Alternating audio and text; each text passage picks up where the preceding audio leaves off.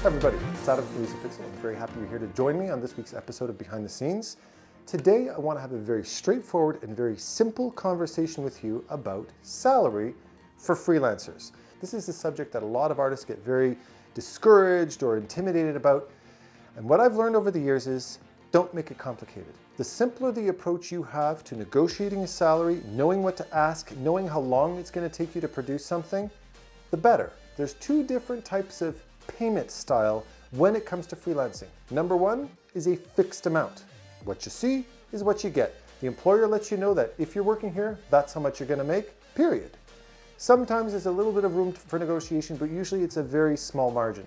The second type is more of a budget-based negotiation, whereas the studio has a certain budget and they ask you how much are you going to charge. They're trying to work within budget, they're trying to save themselves the most amount of money possible, you're trying to make the most you can get, so to speak. So negotiating ensues. So number one, first style of salary payment, fixed. This usually has to do with the types of studios that hire lots of artists to do repeated work. What I would call more long-term freelance work, like what I do, where you're hired to continually produce more and more artwork for them. You're commissioned to work on a certain number of cards at a time, a certain number of illustrations at a time. So for a company like that, you're not negotiating a salary each time. They have a fixed amount, they let you know what it is. If you like it, cool. If you don't like it, let it go and move on to the next thing, that type of idea. Now, depending on the studio themselves, can either pay you extremely well to do this kind of work or pay you very poorly. And then there's all the middle ground studios that will charge you an average. If we think of an industry like trading card game art, for instance, companies like Wizards of the Coast, if we go back around 5-6 years, used to pay absolute garbage to their artists. And we're talking about top of the line artists. Evidence that proves that the salary, the payment that artists receive for their work is not only always reflective of their level of expertise. We're talking top of the line artists that get paid absolutely garbage salaries. How much were they paid? Well, I don't know specifically. You can let everybody know in the comments below. But if it's anything like other studios that I'm familiar with, it would probably be around $150 to $300 a card, depending on whether you're more of a junior or a senior. And I'm speaking in American dollars, which even in Canadian dollars or any other currency is garbage, right? So a lot of the studios finally mustered up the guts to speak about this publicly online. Organizations like Art Pact advocated for the artists, and Wizards of the Coast listened, they buckled under the pressure, and they increased the salary, the payout per card substantially. I think it went from something like around, $100 to $300 American to over $1,000. Again, I don't know the specific amounts, but let us know below. But I know it was at least over $1,000 if I heard right through the grapevine. So in that particular case, the situation for the artist changed substantially. In the first case, at around $150 to $300 a card, there is little to no chance that that artist can make a living off of that kind of a salary. But one type of artist working for a more substantial salary can make a living doing trading cards. Another one needs to find a way to supplement their salary or needs to have support from somebody else, a family member, their loved one, that type of idea. That's something that has to be negotiated into it because their salary sucks. So what most artists would do under the circumstances is do work on the side, get a Patreon, and only do this as side work, so to speak. Now, why would an artist even consider doing that level of work for that crappy salary? Well, I don't agree with it. Between you and me, I don't agree with that kind of remuneration at all, but there are benefits to doing that versus doing something else. Number one, you're building a portfolio and you want to make a bit of money doing it. You want to build a portfolio in the direction that you want to take your career, that you don't feel any particular level of loyalty to. Once you get what you want, you dump them and you move on. And that's usually what happens when you don't pay artists their respected salary, then you lose that sense of loyalty, and that studio, unfortunately for them, loses their ability to manage their artists. If you don't pay your artists, you don't have the power to manage them. I've experienced this firsthand working for a studio that did not pay their artists what they should have been paying. And when it came to managing them, they looked at me and said, "How dare you tell me to make corrections?" And I'm like, well, that's kind of my job, to tell you to make corrections. And then they would complain to my boss, and my boss said, "Don't piss off the artists." And I'm like, my job was to direct. And they said, I know. And they ended up putting all that burden on me to correct dozens of artists' work, which of course I couldn't keep up for too long, right? But that's the situation that happens. But you build your portfolio, it's in the direction you want to take your career. Once you've built up your portfolio, you've got a nice company name to attribute to your CV, something that attracts a lot of attention, you let them go and you dump them for something better. Once you've reached that point, you don't feel that sense of loyalty. You will feel a sense of loyalty to that company that does pay you properly. But that's the basic gist of things. Otherwise, you'll be working for a company that pays you a good, comfortable salary, something respectable that you can make a living out of. You work regular hours, you produce good work, you get paid, and you live, and everybody lives happily ever after. Now, the second payment type when it comes to freelancing is negotiating a salary. And that can be very much up in the air. And there's a lot of factors that can play into this. But I'm going to leave the exceptional situations to the last. Generally speaking, the best way to negotiate a salary is, number one, never work by the hour. Used to do that, been there, done that, will never do it again. When you work by the hour, people start to penny pinch with you. What, that took you 5 hours? That looks like it didn't take you longer than 3. So they start penny pinching with you. You have to keep track of all of your hours. You have to keep calculating all of your hours. Forget about all that. You work by the day. At least work by the day, right? When I do let them know what my wage is, it's based off of a specific calculation, and that calculation is always made per day, okay? Number one reason for this, if it takes you 5 hours or it takes you 6, who gives a crap, right? Artwork is an organic process that takes its time. You have to put some more time into research. Sometimes you're slower at the beginning and speed up. Sometimes you're fast at the beginning and slow down.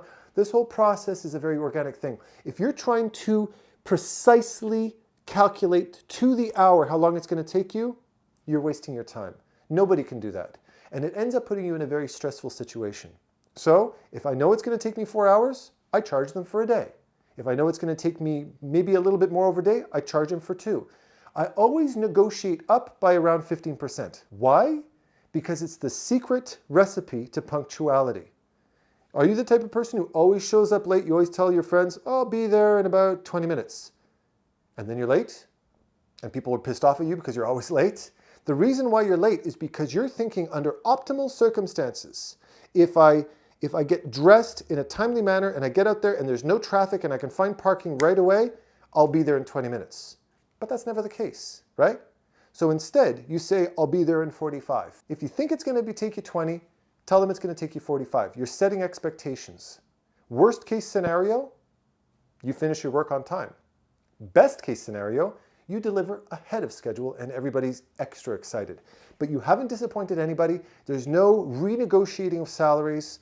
You delivered it on time. Whether or not you finished it in 3 days or 4 days, doesn't matter. You're getting paid the same amount. You agreed to an amount, period. And you just happen to work a little bit faster than expected. That's a bonus. 99.9% of the time, they're not going to say, well, you only did it in 3 days, so I'm going to charge you less. No, because you charged them a lump sum. So how do you calculate that lump sum? Number one, if you finished a mentorship, you finished a school, you're trained, and you've been deemed by your mentors, your peers, your professional peers, your entourage that are skilled in judging these types of things, that you are ready for professional work, you are no longer untrained. You are now a professional. A novice professional, but a professional nonetheless. So you're not going to be charging minimum wage. That is no longer a factor in your life. You're going to be charging a modest, if you're a novice artist, you're going to be charging a modest beginner professional salary, which if I think in terms of Canadian dollars, minimum wage is, let's say, around 11 bucks an hour, something like that. I'm not exactly sure. Then I would probably charge somewhere between $15 and $20 an hour. That is a perfectly reasonable beginner salary for professional. If somebody asks me how long it's going to take, I think about maybe 3.5 days, 4 days. So 15 bucks an hour times 8 for a full day, lunch included, times 4 equals about $480. Okay? So you write them up and you say 480 bucks. It's a specific amount. And number 2, never negotiate. It's not a negotiation. They call it a negotiation, but you're not negotiating. It's your wage. It's your salary. So if they say, how much do you charge? You say 480. If they say, I'll give you 450. Say, no, I'm sorry, that's my wage. It's 450. That's how much I charge. Okay, 475. No, 480. There's no bending on this. This is, if it's too much for you, I understand, you can move on to the next person. But I say, listen, I understand if that doesn't fall within your budget, but that is my wage. And that's it. And if they say, no, I'm sorry, it's too much, you say, okay, have a good day. You're not going to reduce your wage for somebody. Everybody gets charged the same thing under normal circumstances. Now, the last little tip is, When do you make little exceptions? Well, pay attention to the type of industry you're working for. I remember doing a contract once, a single contract where I was asked to draw a stupid little cartoon pig's head for this advertising company here in Montreal. And my friend happened to be working there. And I asked him, how much should I charge for the work? And I thought, for this kind of work, I shouldn't charge more than $30. It's a 5-second sketch of a pig's head like this, right? And he said, oh, you can ask a lot of money. This is an advertising firm. And I said, what, like $50? And he goes, Adam, what? I was confided. I was still in school at the time. And I said, $50? And he goes, oh my God, dude. And I said, about 100? No, much more than that. 500? And he goes, keep going. I'm like, for a pig head? What, are you mad? He goes, just trust me on this one. 1,000? Double that. I went, what, $2,000 for a pig's head? He goes, yeah, that sounds about right. I was like, if I don't get this job because of you, you owe me $2,000. He goes, okay, fine. I show up the next day. He asks me how much. I said, $2,000. He said, okay. He didn't even bat an eyelash. And I thought to myself, shit, I could have asked for 4. Just by his reaction. But I did the pig's head. I even made a second nice clean one for him with colors and some nice highlights and specularity, some shadow to the whole bit just to spruce it up. That's not what he asked for. He asked for something very basic. I hand him the drawing. He takes it, says thanks, hands me a check. Didn't even think twice about it. I cashed the check, period.